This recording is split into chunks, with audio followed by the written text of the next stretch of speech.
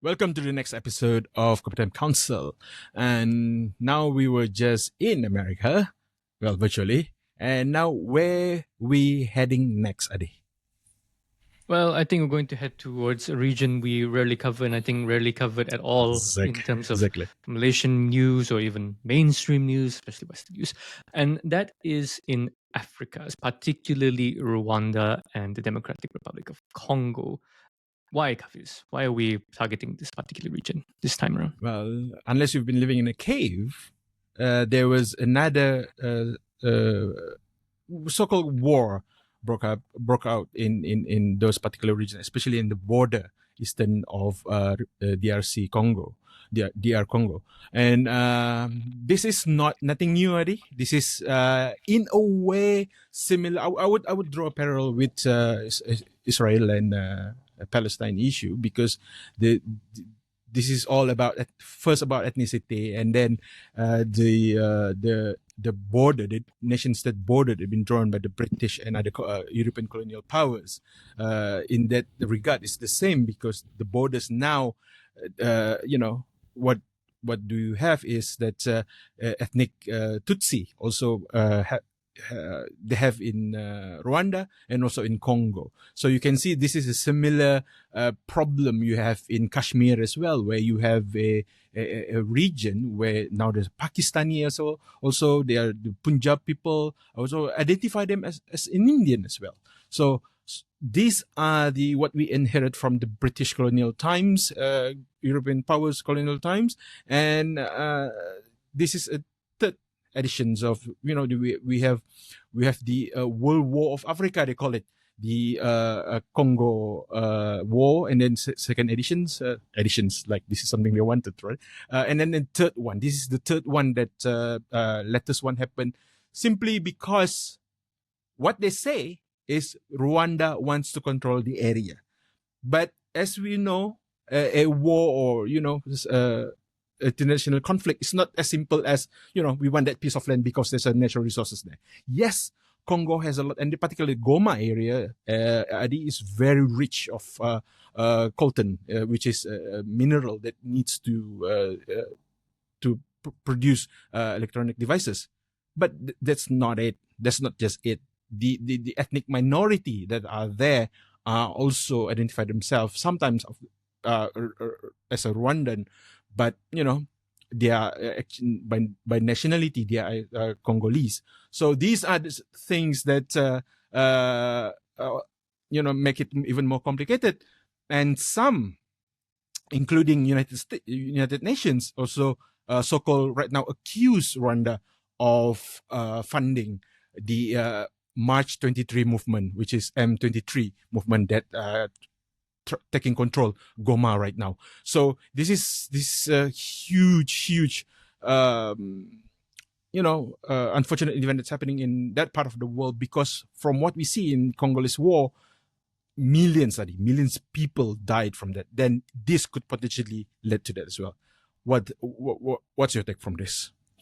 I think just for a bit of context, because I don't think a lot of people, Malaysians, are very, don't know what's going on here.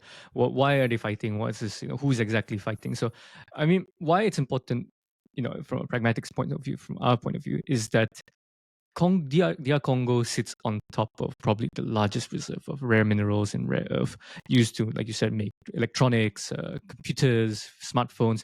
The smartphone you're probably watching this video on, listening to this podcast on, is probably sourced from cobalt, coltan, and whatever kind of rare minerals that come from a DR Congo mine, either it's government controlled, private owned, or even rebel controlled. Okay, so that is why, if there is a situation there where there's instability, it would destabilize the current global supply chain of these electronics. And DR Congo is a massive country.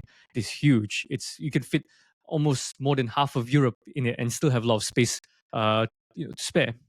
So and Goma itself, which is the economic capital of DR Congo, is now currently being taken over by the M23 rebel group. That is now going to have, this is the second time that they've taken over Goma. I think in 2012 they've done it, but then there was a peace deal that was secured.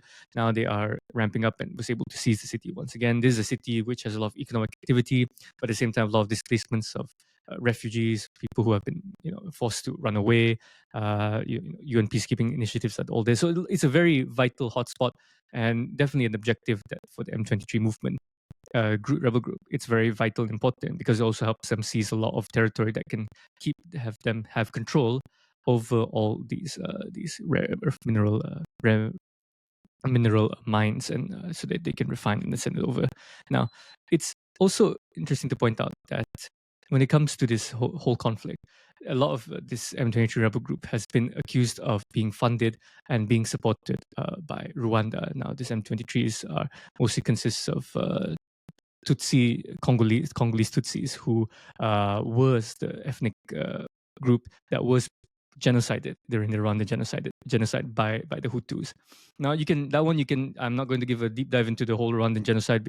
That's just colonial favoritism by the colonial powers, and then not being able to manage it, and then things spiral out of control. That is essentially 101 on it. But then you have now this weird mix of like in ethnic tension, economic interest, security issues. Down Rwanda justifies this as saying that in a way the M23 rebel group is sort of like a buffer to keep from Hutu groups, Hutu extremist groups who did run away from Rwanda, who were perpetrating the genocide. They are afraid that these groups will launch an attack back into Rwanda, especially now that Rwanda under Paul Kagame was able to bring up its economy. Like at one point, Paul Kagame was hailed as the darling of the West, being able to bring an end to genocide, humanitarian atrocities, and also be seen as a success story for economic diversification and economic stimulating an economy transitioning from wartime into peacetime. But now we've seen Paul Kagame, he's not able to always hold the favor of the West indefinitely. He's seen almost like a dictator in a way, suppressing any kind of political opposition, saying that this is going to harken back memories of the genocide, letting people who had genocidal tendencies come back into power. So all kinds of justifications. So Rwanda's not currently in the best books of the West, and you can see that the West, the UN condemning, saying that they're threatening sanctions on Rwanda. But at the same time, you have DR Congo, who is, for the longest time has had so much issues, instability, security-wise, political instability. They haven't had the best economic growth, despite being probably one of the most mineral-rich countries in the world here. It's had, a long string of weak leadership with Joseph Kabila and then now Felix Tshisekedi, who were, they were all beneficiaries of back then, being placed, Kabila, whose father was installed as DR Congo president, thanks to the help of Uganda and Rwanda at the time to get rid of Mobutu Sese Seko, who, this weird, changing of alliances, alignments between all each other, to secure their own interests. Africa, I tell you, this part of Africa has a lot of economic interests, ethnic interests, security interests, political interests, and they all play out with one another. And it's to see it being, carried out. It's mind-boggling. We say that it's crazy what's happening in Ukraine, Russia. We say it's crazy what's happening in Israel, Palestine. But in here in this part of Africa, the stories just get even wilder. Yeah, Adi, this is another episode in Africa that we don't want to, because Rwanda, as you say, is a very developed. Rwanda even has a nickname of the Singapore of Africa. So with that status, you are not just, in terms of GDP, there was just like 1,000 GDP per capita. So this is, a huge number in the region. And now to just purposely Paul Kagame wants to ruin all this that he achieved since he became the president? I don't think so. So I think there's bigger ambition behind just, want to control certain rich minerals area. But also we need to remember history, Adi, because Paul Kagame, since his younger years, he was involved in all of this. One of the so-called militia activities or whatnot. He was there. He was in the group, directly or indirectly. He was the one that involved, and then now he become president. He showed that he can, do well in economically as well. Now, I think what he wants to achieve is there's something greater than just that. He wants to see Rwanda is sort of not just economically better, but of course in other areas as well. Mainly, I think in terms of hard power, not soft power, because this attempt by funding M23 is not just the leveraging the conflict, but also wants to show Congo that you have your capital in Kinshasa in the west. This is Goma, just right next to us. It's gonna belong to us because we can, because we have all the advanced technology, all the 1 billion every year that we receive from global powers, especially Western powers. Put all that money together, we can buy more military prowess. And that's what Paul Kagame, I think he wants to leave a legacy for his successor to just, Rwanda, this is the next level for Rwanda. But I also concur with another professor in Africa, so I can recall his name, that these need to be resolved, and all East African member states should convene and talk this about, because as you mentioned, Adi, this is not something just happened overnight. These all conflict are interrelated. They're interrelated with Uganda as well, related with other part of country as well. So this is more of a regional issue, and West Africa leaders, East African leaders should convene and show some leadership. Otherwise, because we just talk about America, looking into the future and try to realign global monetary system. But what are we doing in Africa? Africa is rich with resources. They have one of the youngest population. They have everything, human resources, everything at their plate. But, this is where leadership will take this into something that can we see tangible as Rwanda right now with our economic prosperity. So with that, ethnic Tutsi and Hutu that you mentioned, also the conflict, this is something inherited since the 20 or 30 years ago. And there's no easy way out, even though some of this ethnic minority have somewhat better economically speaking. And why it's still happening? It should be how to say, it should be addressed by all the East African leaders, and they have to sit together, because Africa is full of potential, and we all agree with that. And moving to the world now, America try to isolate themselves. There will be more power, emerging power come into play, and it could be one of them is Rwanda. It will be sad to see Rwanda, plunge into another conflict again and again after the 1994 massacre. Yeah, I think when it comes to this whole situation, when it comes to DR Congo here, is that they've never, because of all the instability, it's easy for any group to go in, and all these groups to pop up. M23 is not the only rebel group that has been operating there before. They've also they've quashed IS adjacent groups, IS affiliated groups before. And when you look at all the players involved here, let's say Paul Kagame, President Museveni in Uganda, these are all soldiers, right? They've all fought in liberation armies, rebel groups, and independence, whatever.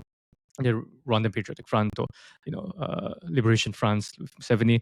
These are people who know how to destabilize, knew how to storm big cities and all that, because that was just the nature of rebel groups in Africa when they fight each other, is that they would gather numbers out in the rural areas, which is almost impossible to traverse for formal military groups, and then they would just come out, make huge military offensives, storm big cities, take it over, and then wait for some kind of peace agreement so that they can then to achieve more of their economic objectives, but at the same time sending a message in terms of ethnic dissatisfaction, right?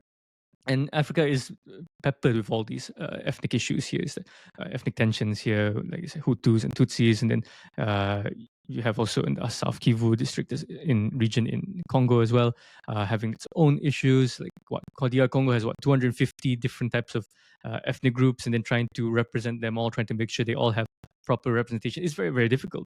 Rwanda of Kagame tried to do that by saying that instead of Hutus and Tutsis, we're going to reconcile. We're going to call ourselves Rwandan. We're going to put Rwandan identity first, right? So Rwanda found a way out of that, but DR Congo, because it's so unstable, I think of Felix Tshisekedi as changed being president now was the first time they had a peaceful transition of democracy from one president to another. Because before, Joseph Kabila had to inherit it from his father Lawrence, who had to take down dictator Mobutu with the help of Museveni and Kagame, mind you.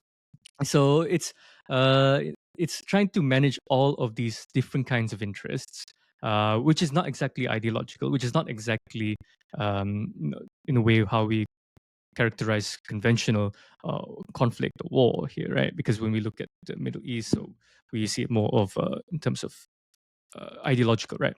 Or if we see in Russia, Ukraine, it's more to do with wider global ramifications, right? But here it's very, very localized in a way. It's trying to meet very, very, I would say, grounded objectives here. Then retreating back and then seeing what's the next 10, 20 years, and then if going to be funded, then might as well, go out and then wage war to meet our next round of economic and political objectives, right? Or to even install a new leader. But at the same time, it's amazing that DR Congo has not collapsed with everything that has happened to it. Shows that there is that need for, like with Rwanda and Uganda, despite having their own hand to play in DR Congo, still sees that DR Congo has to be united here. And the rest of the other African countries, I believe, understand that. I think Angola was the one trying to mediate the reconciliation and peace between Rwanda and DR Congo and the rebel groups have been operating there. So there is this need to make sure that Congo does remain relatively stable for the prosperity of Africa as a whole. I think the issue here now is that because there's so much long-standing grievances even under, and because economic interest is so big in DR Congo, if let's say we found out that Singapore one day has a huge deposit of rare earth minerals or oil, right? You don't think Indonesia or Malaysia or even let's say America or China wouldn't be raising their eyebrows to say, how do we make use of this, right? How do we, do this? And to be honest, economic exploitation has always been a somber, sad story for Africa as a whole. When the European powers did it, they exploited the African region, the African continent, to enrich themselves at the cost of the people there. Millions of people, hundreds of millions of people have died due to colonial rule. And then when the colonial powers left, they left Africa in such a state that is the reason why we have the instability that we have now. Like, for example, with the Rwandan genocide, you can say that that was also a colonial legacy because that the colonialists favored the particular ethnic groups, and then the other ethnic group feels that they are being sidelined, so they rise up, they attack, and then they feel that they should project their frustration on that particular ethnic group. That's why you have the Hutus genociding the Tutsi ethnic groups, right? But that not necessarily they were an ethnic group. It was more of a classification, which eventually the colonialists broke down into ethnic classifications. I might be wrong there because it's been a while since I looked up the genocide, but I think I remember that was one of the how it really happened. So for the West to come in and say, try to interfere or try to say that, well, they propped up Kagame, and then now they're saying that, Kagame has to stop, right? It's very fickle, right? So what is the West trying to do? Is it really for humanitarian concerns? Because if it's humanitarian concerns, then they would express the same sentiments that they have with Israel and Palestine, right? With Palestinian people being killed left, right, and center, and then force the ceasefire to be more properly followed, right? So but they're not going to really lift a finger, are they, against Rwanda as Rwanda continues to support the M23 groups? How do you think the M23 rebel group gets their sophisticated weapons from? A UN report said that they have access to very sophisticated high-tech weapons which were apparently given by the Rwandan government. The Rwandan government are very rich. Where are they able to get this from, right? The West. Who knows? Because the West has a huge interest in making sure Rwanda succeeds, because that is their partner there. That is a partner for economic interest and security interests over there. Yeah, I mean, exactly, Eddie. That's why there was a call to eject Emmanuel Macron from any interference, direct interference to all African countries that relying so much on France to not just economically speaking, Eddie, but also other things as well. So this is a step into the right direction, so that African region would, I wouldn't say free, but also less of all this behind the curtain that trying to pull some strings to do certain things. Like you mentioned, yes, definitely, because this money came from Europe, from Germany, UK, and other countries as well. And Paul Kagame, rightly so, yeah, I'm just gonna fund all M23 because that's what we want to do. It should be more transparent with all this money, being spent into a proper way, not funding or a militia group. So as a region, I think there's a lot of things need to be settled. That's why the first thing first is, congregation of all the leaders is Africa needs to sit down, and big brothers like maybe Kenya, from also even Egypt could play a role here. And Ethiopia as well. Like these are, I mean, yeah, they have their own problem as well. Like, let's not forget about that. But at the same time, this is, I think, need an urgent intervention. Otherwise, it could, again, like we mentioned, 1994 could happen again. The Congo, the so-called World War of Africa could happen again. It was just not a very distant memory. It was just 20 years ago. And millions of people died. And these are the same group that evolved from those militia. M23 is that's the how they evolved to. And now after 2012, after 10 years in dormant, and then they strike again in 2021, and now we lead to this. It's looking at the trajectory, we are looking at a full-scale war, and all that we need right now is not another region being plagued in another war. We have Middle East, non-stop Europe, non-stop. Are we gonna see in Asia as well? That's gonna be a biggest worry, because Southeast Asia should be the one of the most prosperous. We proud of ourselves, like, oh, we are one of the most peaceful region in the world, and we can see Myanmar also. I think we should be talking about Myanmar because there's some conflict also happening in Myanmar. That's probably we're going to talk about next week. If you want us to cover Myanmar, put down your comment below. Adi, any last word on this Congo and Rwanda conflict? I think it's important when we look into this conflict, because the scale of it is massive, right? And it gets downplayed a lot. I mean, even for us, we tend to overlook what's going on in the Central African Republic, what's going on in DR Congo, or what was happening in, I mean, I think Somalia got a lot of international attention back in the early 2010s, right? But regardless, right, Africa sits as probably the most resource-rich place in the world. They have nearly everything. Whatever material you want, you name, they probably have it somewhere. And it's all seeped into our everyday lives, right? All the materials used to make all these, modern electronics, modern technology does come from Africa. So a stable Africa is beneficial for everyone. But of course, when it comes to peace is very fragile. We cannot just say that, okay, peace has been signed in this region, and that's the end of the story. No, because concerted efforts has to be made to ensure that governance is stable, which DR Congo admittedly has failed in fostering. They have had a string of very weak leadership, not very strong governance models. And even if international support came in, it did not do much in ensuring stability. It did work in assisting Rwanda when it comes to all these international organizations coming in to assist a post-conflict region. But DR Congo never really was able to capitalize fully on that and grow from it. The trajectory is just completely it's apples and oranges. Rwanda was able to transition very well. DR Congo was never able to. So there needs to be the lessons from Rwanda. Ironically, right, with Rwanda, people, you can say that one would say that Rwanda is aggressive here, but the lessons from Rwanda post genocide has to be looked at seriously and see if it's applicable to DR Congo to ensure that from Kinshasa that they're able to project legitimacy, stability, and safety and security for its people. Easier said than done, though. DR Congo is massive, like I said.